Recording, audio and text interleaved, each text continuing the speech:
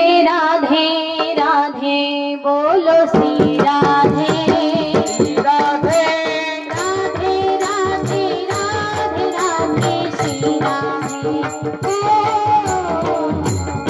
राधे राधे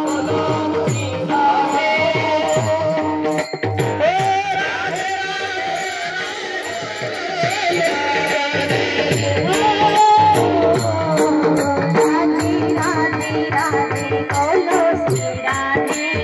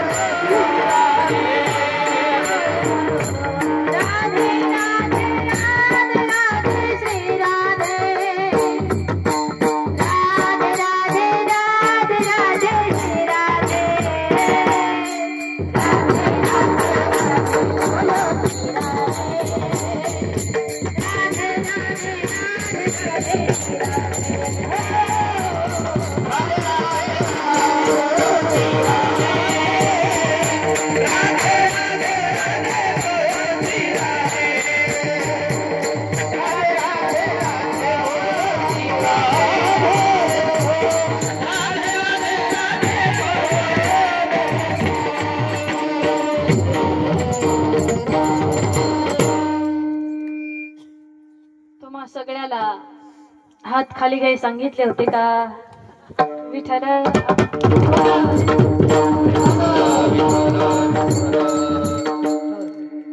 माई बापा माफ करा पण मी रोज सांगते नेहमी सांगते तुम्ही आम्ही ज्याच्या करता जन्माला आलोय ना ते एवढंच आहे पण होतं काय आमच्याकडनं एवढंच राहतं आणि आम्ही बाकीचं सगळं करतो जे करायचं ते करत नाही नको ते करतो म्हणून तर जीवनामध्ये दुःख भोगतो पण सांगायचा मुद्दा इतकाच आहे जे करायचं ते केलं पाहिजे नको ते सोडून दिलं पाहिजे तर जीवनामध्ये सुख समाधान शांती लाभल्याशिवाय राहणार नाही विठ्ठल माई बापा आज तुम्ही आम्ही ज्या आईच्या श्राद्धानिमित्त पिंडदानाच्या विधीनिमित्त या ठिकाणी जमलेलो आहोत ना ही जी आई आहे ना ही जगतेही आमच्यासाठी आणि मरतेही आमच्यासाठी राब राब राबतेही फक्त आमच्यासाठी माई बापा अरे स्वतःच्या तोंडातला घास काढून आमच्या तोंडामध्ये घालणारी आमची आई आहे स्वतःच्या पोटाला चिमटा घेऊन आमचं पोट भरणारी आमची आई आहे स्वतःच्या इच्छा आकांक्षा सगळं काही मनामध्ये दाबून ठेवून आमच्या इच्छा आकांक्षा पूर्ण करण्यासाठी रात्रंदिवस झटणारी आमची आई आहे ही स्वतःच्या सुखाचा कधीच विचार करत नाही माई बापा ती परिवाराच्या सुखाचा विचार करते लेकरांच्या हिताचा विचार करते का हो तिला स्वाभिमान नाही का तिला जगावंसं वाटत नाही का तिला स्वतःसाठी काय करावंसं वाटत नाही का लक्ष द्या बरं माझ्याकडे वाटतं ना माई बापा पण ती आमची आई आहे ना आईचं काळी जसंच असतं आधी दुसऱ्याचा हिताचा विचार करत आणि मग स्वतःकडे बघत तुमचं तिकडे बघून झालं असलं तर करू चालू इकडे लक्ष द्या ना हे होणारच आहे 5-10 मिनिटं आपण राहणार आहोत तिथं बरोबर आहे की नाही जे हिताचं आहे ते केलं पाहिजे ना माई बापा हो पण हा आपला स्वभाव असतो प्रत्येकाचा स्वभाव असतो की इकडं तिकडं काय दिसलं की आपली नजर आपोआप तिकडं जाते कान माझ्याकडे असतात पण नजर तिकडं असते ऐकता खरं पण लक्ष तिकडं असतं म्हणून मला सांगावं असं वाटतं इकडं बघा माई बापा हो हे का सांगायचं कारण याच्यात आपलं हित आहे आपली आई आम्हाला समजली पाहिजे आमचे बाबा आम्हाला समजले पाहिजे तू त्यांना समजून घेता आलं पाहिजे जे फक्त आमच्या करता जगतात ते आमचे आई वडील असतात लक्षात ठेवा आज आम्ही इथं आहोत ना ज्यांच्यामुळे आहोत ज्यांच्या आशीर्वादामुळे आहोत ज्यांच्या कष्टामुळे आहोत ते आमचे आई बाप असतात माई बापा मग सगळ्याला विनंती एकच आहे जोपर्यंत आमची आई आमचे वडील आमच्या जवळ आहेत ना तोपर्यंत त्यांना जपा तोपर्यंत त्यांचा आदर करा तोपर्यंत त्यांच्यावर प्रेम करा माई बापा तोपर्यंत ते म्हणतात तसं वागण्याचा प्रयत्न करत चला. पुन्हा गेल्यावर म्हणायला नको. विको द्या थोडा. कशाला गेली आई तू स्वर्गाला, कोण वागवेल तुझ्या या बाळाला. कशाला गेली आई तू स्वर्गाला, कोण वागवेल तुझ्या या बाळाला. 9 महिने 9 दिवसाची वारी कशी तू केली. संकट तुझला आले असता पदरा बांधून नेली. सोडून गेली तुझ्या लाडक्याला,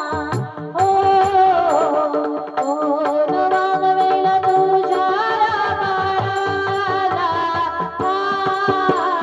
जमले असतील नातेवाईक शेवटच्या भेटीला, दोन दिवसात विसर पडेल का तुझ्या लाडक्याला.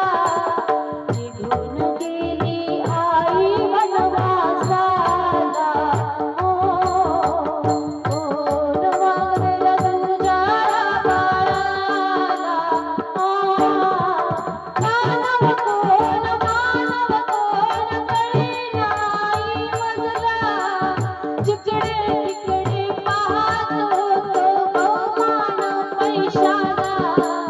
निघून गेली आई वनवासाला, कोण वागवेल तुझ्या बाळाला. स्वामिनी जगाचा आई विना भिकारी. आईची ही माया जगाला कधीच कळली नाही. सोडून गेली तुझ्या लाडक्याला,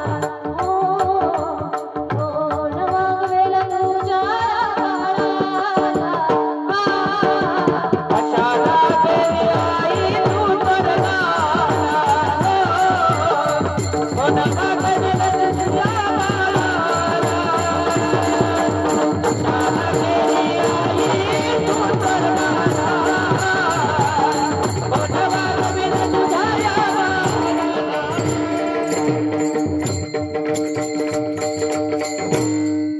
आई गेल्यानंतर आपण म्हणतो, आई तू कशाला गेलीस ग. तू असतीस तर बरं झालं असतं. तू असतीस तर हे केलं असतं. तू असतीस तर ते केलं असतं. माझ्याकडे आली असती, मी तुझ्याकडे आली असती, असं आम्ही म्हणतो माई बापा. पण माझं सगळ्याला सांगणं आहे, असं कधी म्हणायचं नाही. का? कारण आज आई गेली, उद्या आपण जाणार आहे. आज आईचा फोटो आहे, उद्या आपला असणार आहे. इथं जन्माला आलेला प्रत्येक जण जाणार आहे माई बापा. इथं कोणी कायमचा राहणारा नाही. उपजला प्राणी नरा हे संसारी, बैसला शेजारी काळ उसा. पाहत उंदीर घेऊन जात असे बोका, तैसा काळ नेतसे लोक. काळ आमच्यावर टपून बसलाय. कधी झडप मारेल आणि कधी घेऊन जाईल सांगता येत नाही माई बापा. म्हणून सगळ्याला एक विनंती आहे, जोपर्यंत काळानं आमच्यावर झडप मारली नाही, आमचा देह आमच्या जवळ आहे, तोपर्यंत सावध व्हा. तोपर्यंत आई वडिलांची सेवा करा. तोपर्यंत म्हणतात तसं वागण्याचा प्रयत्न करत चला माई बापा हो. कारण एकदा जर का आई वडील गेले ना, पुन्हा या जगामध्ये कितीही प्रेम द्या, कितीही संपत्ती होता, आई बापाची माया तुम्हाला कधीच मिळणार नाही. कधीच मिळणार. मी तुम्हाला कुणाचं ऐकून कुणाचं वाचून अजिबात सांगत नाही माई बापा. मलाही या गोष्टीचा अनुभव आहे. माझे वडील गेले त्याला 20 वर्ष झाली. माझी आई गेली त्याला 8 वर्ष झाली माई बापा. आई वडील गेली त्याचं दुःख काय असतं हे माझ्यापेक्षा जास्त कुणाला माहिती, कुणाला ठाऊक आहे. ज्या गोष्टीचा अनुभव आलाय ना, ती मी तुम्हाला सांगते. मरायला तर सगळेच आले तो माई बापा हो. ही तर कोणी राहणार नाही, सगळे मरणार आहेत.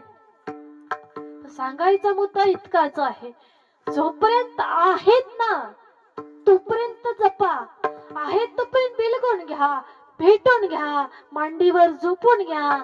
पुन्हा हे प्रेम नाही, पुन्हा ही माया नाही. म्हणून आहेत ना तोपर्यंत सगळं करत चला माई बापा. सुधर्म कर्म साधा, आई वडिलाची सेवा करा, सासू सासऱ्याची सेवा करा, लहान्याला मोठ्याला थोराला आदर द्या, त्यांचा मान राखा. पती पत्नीने आपलं नातं विश्वासाने जपा, कारण कोण कधी जाईल सांगता येत नाही. म्हणून स्वधर्म कर्म साधत चला माई बापा. जसं आज या परिवाराने या ठिकाणी साधलेलं आहे की त्यांनी आपल्या आईच्या श्राद्धानिमित्त पिंडदानाच्या विधीनिमित्त या ठिकाणी हरिकीर्तन करण्याचं आयोजन केलं, नियोजन केलं, सेवा करण्याची संधी आम्हाला दिली.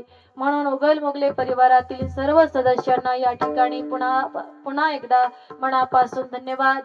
ज्यांच्यामुळे ही सेवा करण्याची संधी आम्हाला लाभली ते सानप साहेब, ताई, पूर्ण सानप परिवार, सगळ्यांना मनापासून धन्यवाद. आमच्या आईच्या आत्म्याला, आजीच्या आत्म्याला शांती लाभो ही ईश्वरचरणी प्रार्थना करते. केलेली सेवा भगवंताच्या चरणी अर्पण करते आणि सेवेला पूर्ण विराम देते. ज्ञानेश्वर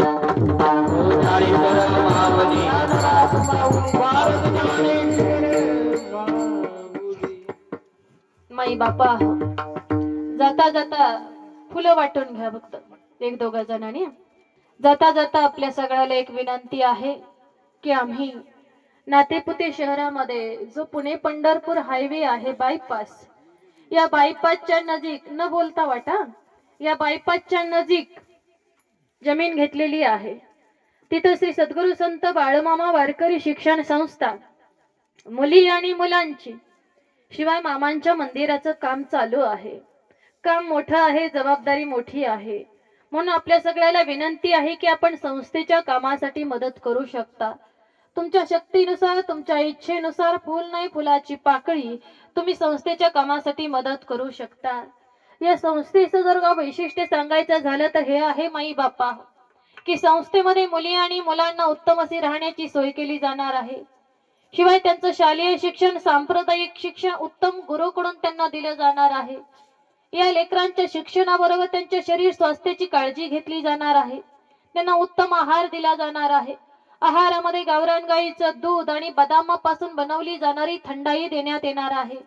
शिवाय या लेकरांच्या बुद्धीचा आणि शरीराचा योग्य विकास व्हावा याकरता त्यांच्याकडून दररोज योगा अर्थात व्यायाम करून घेतला जाणार आहे. आपल्या मुली, आपली मुलं योग्य घडावी, उत्तम घडावी, त्यांचं भविष्य सुखकर व्हावं, आपली मुलं सुसंस्कृत व्हावी, हाच याच्या पाठीमागचा शुद्ध हेतू आहे माई बापा. म्हणून आपल्या सगळ्याला विनंती केली, जर तुमची कोण मुलगी मुलगा संस्थेमध्ये टाकायचा असेल तर ऍडमिशन चालू झालेलं आहे. जून पासून संस्था चालू होते. तुम्ही माझ्याजवळ येऊन त्यांची नावं नोंद करू शकता. ज्याला मदत करायची असेल तेही येऊ शकता, नाव देऊन नंबर देऊन मदत करू शकता. आज आम्हाला या ठिकाणी सेवा करण्याची संधी दिली म्हणून पुन्हा एकदा सगळ्यांना मनापासून धन्यवाद आणि सेवेला पूर्ण विराम. तुकाराम.